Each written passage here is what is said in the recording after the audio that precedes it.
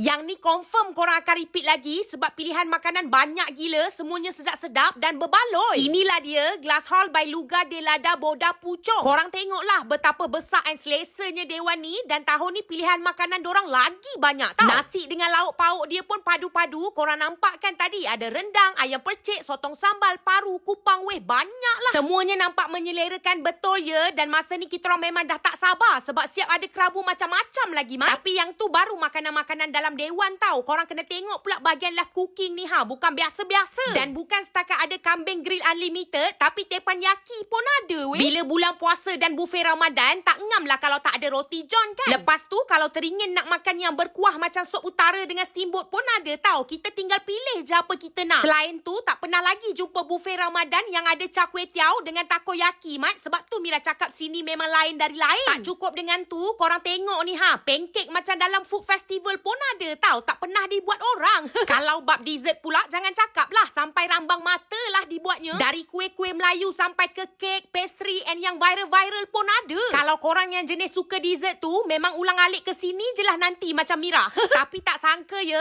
ambil punya ambil sampai penuh meja macam nak jamu orang makan. Padahal ni baru untuk seorang makan je tau. Dan jujur Mira cakap, makanan-makanan dekat sini baik dia punya lauk, makanan live cooking termasuklah dessert, sedap-sedap semuanya. Berbaloi sangat untuk RM79 tu. Jadi korang kena cuba sebab memang padu, cai.